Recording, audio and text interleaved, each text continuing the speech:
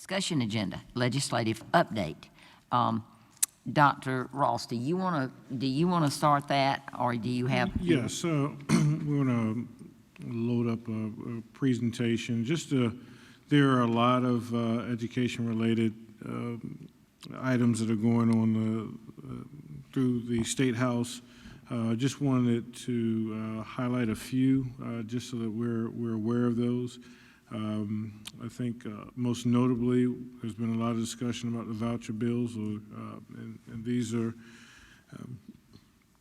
bills that would allow a state fund for public monies to go for choice into private schools.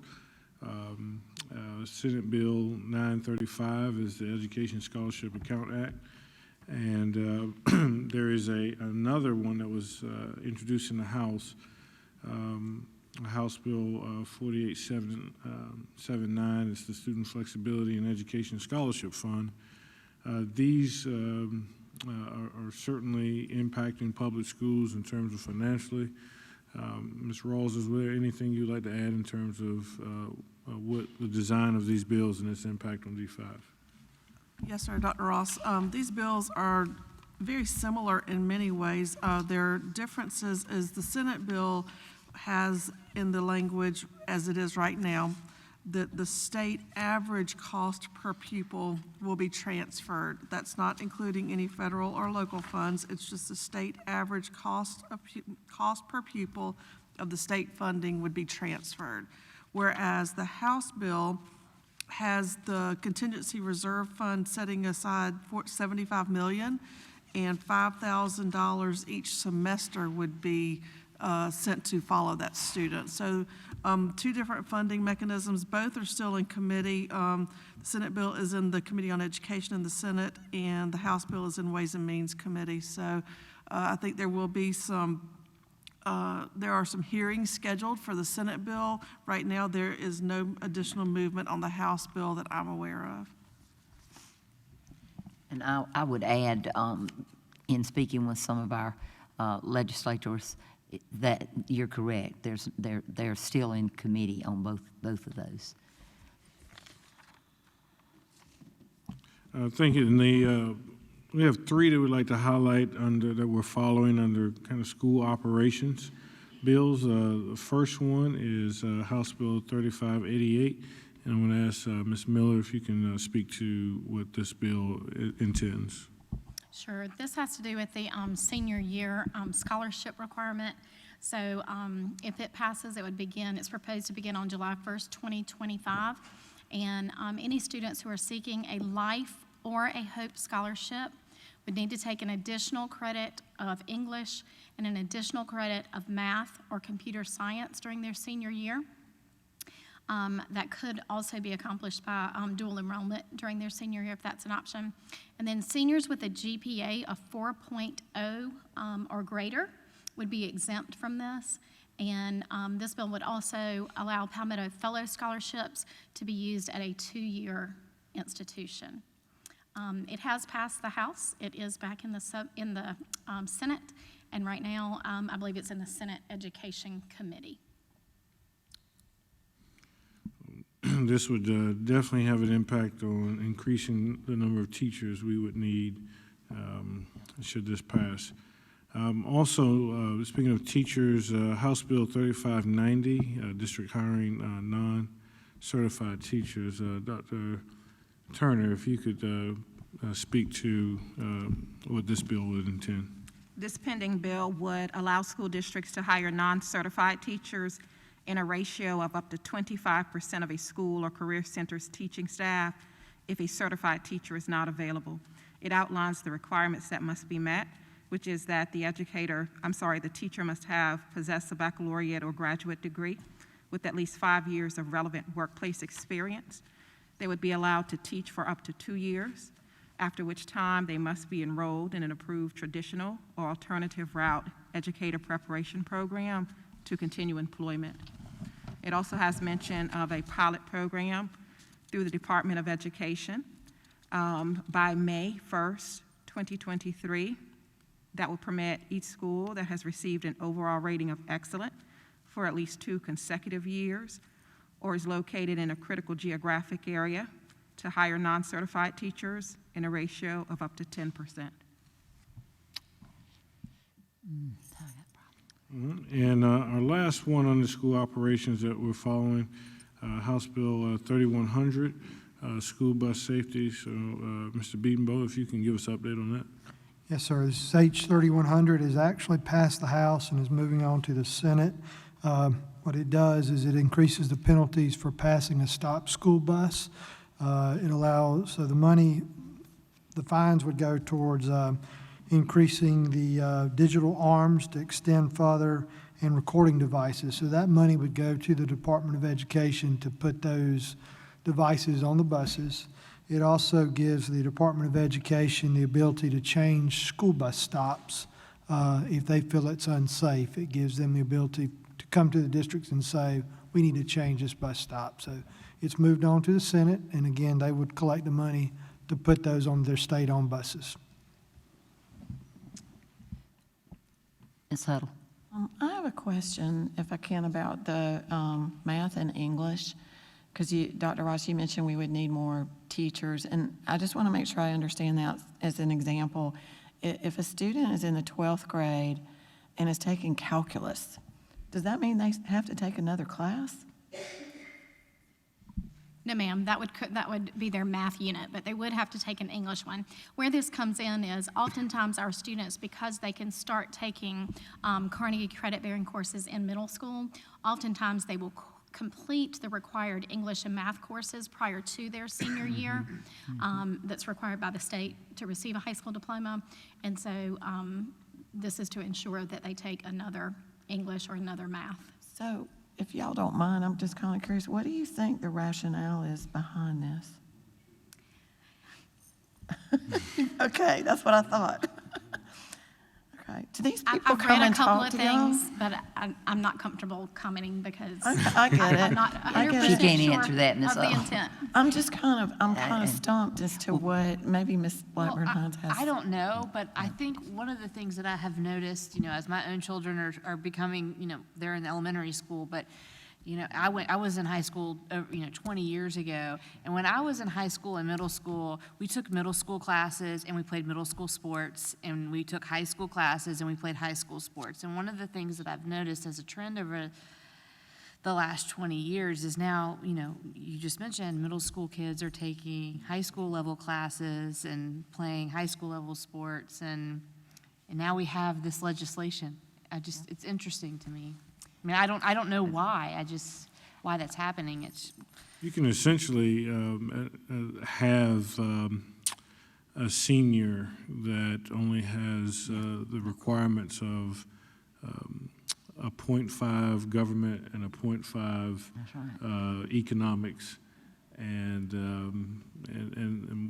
they're not taking it. Now, typically, when you accelerate, meaning those students who take those Carnegie units early, they end up in calculus. They end up in different levels of math. The notion is if you're going to get life scholarship and use that, they don't want the trends of people losing that life scholarship because they weren't prepared in college.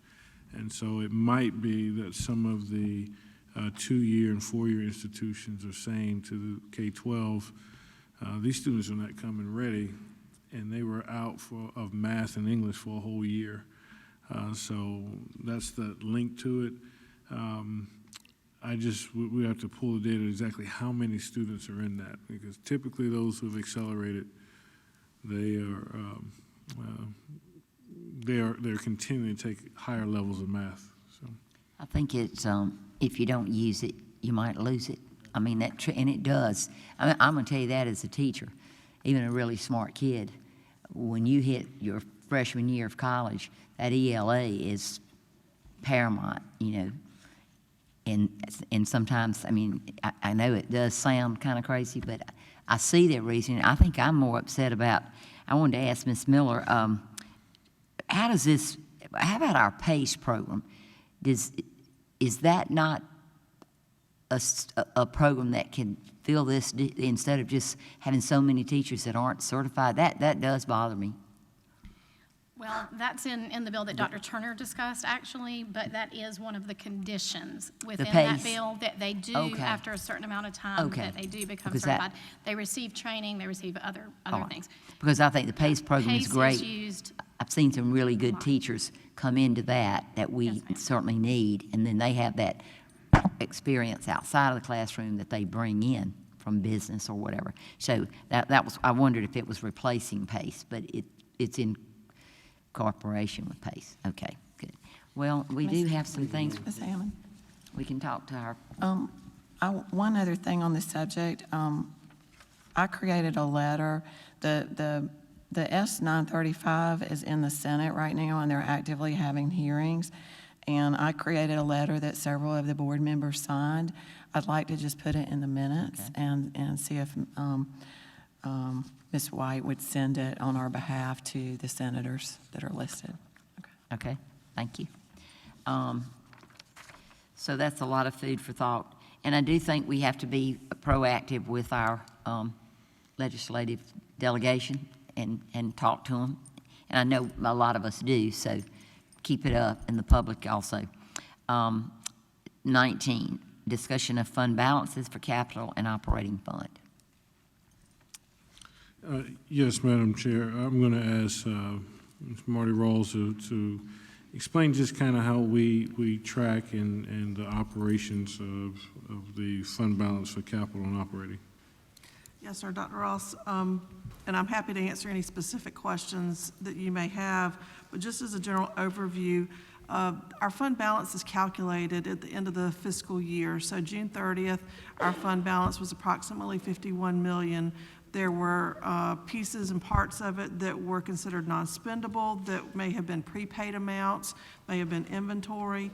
There are 5 different classifications of fund balance. 2 things that the board did approve were 2 assignments of fund balance, one for the remainder of the Piney Woods startup funds, and the other piece was for a bonus that was provided last year in November. One thing to know about our fund balance is we use that for cash management purposes. We do not get 1/12 of what our revenue needs are every month. We get state money every month, obviously, for EFA. We get our tier money does not start until October, and the majority of our local or tax funds come in the December, January, February months. So if in a perfect world you'd get 1/12 of what you need every month, then you'd spend it, but it just unfortunately does not work like that in education finance. And that's with the operating fund. With the capital fund, with capital funds, they don't ever necessarily close. They continue on until that fund the fund is closed. We don't it's not like the general fund where every year on June 30th, we close it out and the budget ends. Capital funds go on until the life of that capital fund is over. So with that, it's basically the fund balance would be the difference between the revenues that you received and the expenditures that you experienced. Thank you. Any questions? You Ms. know I Tuttle. would. Ms. Tuttle, it's money. She's So going to have a question. there's only one capital fund balance, operating fund balance? The general fund, I'm assuming, would be the one that was being discussed here. This is the general fund of the district. And there's just one of those, right? Yes, ma'am. Okay. I would just ask that, and maybe it could just be emailed to us, but I'm a very visual person, that we could get on the capital funds, just a list of the funds, what they were designated for, and how much they originally had and how much is left. Just to give, because I'm kind of lost as to, we're finding pockets of money for different things, and I'm kind of lost as to where those pockets are, and it would just make me feel better if I could see it. And I will tell you that's been a question over my years on the board, that's important to a lot of board members, where the funds are and how, the different pockets. Yes, Are Ms. you Hines. meaning like where the funds are for the district office building, or where the funds are for what's going on with the funds that are needed for Irma High School, or where, like, when something comes up, where are we finding those Yeah. pockets? Yes, and there's some existing pockets. So like if you go back to, you know, how every year we do a budget for the summer, that's a fund, and usually that money gets used up, but it might not all get used up. Or there was a fund for Piney Wood. So all these projects have their own capital fund, and I think the way we found a little money here and there is some of those fund balances, the need no longer exists, and there's a little bit of money left over. So it's a combination of I'm curious, like, where is it right now? And then, as you said, which kind of gets into the next agenda item, where is the money coming from for the planned? So it's a little bit of where are we, plus where are we going, would just be helpful for me to see. And I don't think it necessarily needs to come in here, but if, you know, we could get an email or something. Well, as you'll remember, we found about $3.5 million that we used to fund capital improvements at almost every one of our campuses. So we were able to do that and put that money to use out there, you know, making. That's right. And the board did that, I think, in, November or something. But anyway, so, That was one of my proudest moments of this board, yeah, we got. finding that money. Yeah, and we've got a lot of little things that were on the MBCon report, you know, that we're funding to complete. We're fiscally responsible, Mr. Lovelace, and you're a leader in that, and we appreciate it. Yes. Who's got a hand up? A couple things I wanted to point out. Like Mr. Lovelace said, we did have those funds that were allocated and budgeted out for several different projects around the district, and we are working through those projects to make them happen. Some of them will happen this summer.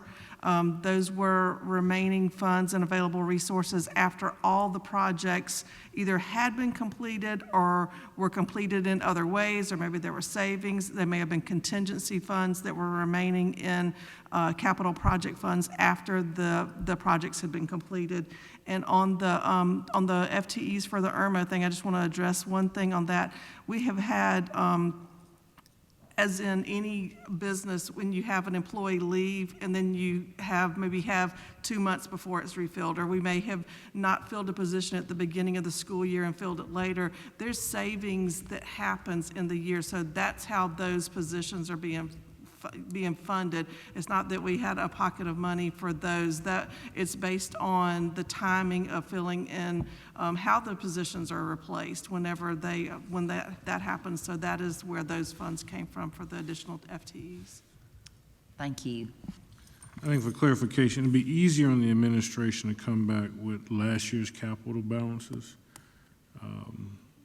first, and then to see where those balances are. And then we certainly appreciate the unencumbered monies being put to the ground. We have some pictures that we may be bringing to you in a few board meetings of just how those playgrounds and activity buses and all of that, how that's being used. Good. Thank you so much. We are at number 20. Discussion. Do you want to take that one? Yes, and we'll make this very quick. I think what we would like to do is have a PFM, our financial advisor, come in and give our financial position, just to let us know. When we talked about programs and building and funding the next 10 years, we weren't talking about a new district office at that time, and so we have an obligation to maybe just bring in a financial advisor, see what options we have under our current financial position, given the issues that we're addressing with mold, and then take their advice to then plan out, all right, what are we going to accomplish within the next 5 to 10 years. Okay. I have, actually this afternoon, have a call scheduled for Wednesday with PFM and with Ms. Franny Hauser to talk about what information we can put together and bring a presentation to the board so that they have all the details of what the possibilities would be. Thank you. That's what we need, the information. Mr. Hogan. I'll definitely handle I 21, need- but quick question for clarity. Since we started this, I've gotten a bunch of emails about some clarity with your superintendent's report. Is it, we're beyond that, I can't go back and ask for clarification? Sure you can. With DHEC's new change, obviously, there was a bunch of kids sent home today. Are those children required to stay quarantined for 5 days, or are they going to be able to come back asymptomatic?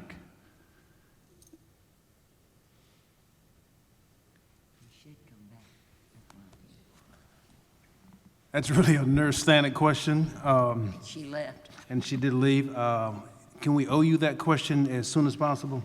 And instead of owing me, can we just be very clear with the message to the community of where we're going to be as soon as you guys have the chance to determine where we're at, and just get out there to where there's understanding? Let me ask this, it goes along with that, Mr. Hope. Are we bound to this, we're still bound by law to DHEC? Or can we make our own motion? The about it? exclusionary, the exclusionary list, we are bound by law for that. And so what we were doing now is, this is a new guidance that limits the quarantine. And our goal is to get everyone back into school. What I would love to say is, yes, they come back tomorrow. The problem we have is implementation. And so our hesitation is we say something right now, and then we have 27 nurses emailing us about they're not coming in because we didn't message something right. So I would just want to make sure that operationally we're handling it. Now, I can understand on the parent end, why is my child at home and this thing is in effect? So we got two issues that we need to work out tonight and tomorrow, and we'll get this messaging out. Is that okay? Yeah, I'd like to make a motion to adjourn. Although, any discussion, seeing none, raise your hands, you guys at home. And that is 7 to. Meeting's adjourned. Wow. Thanks.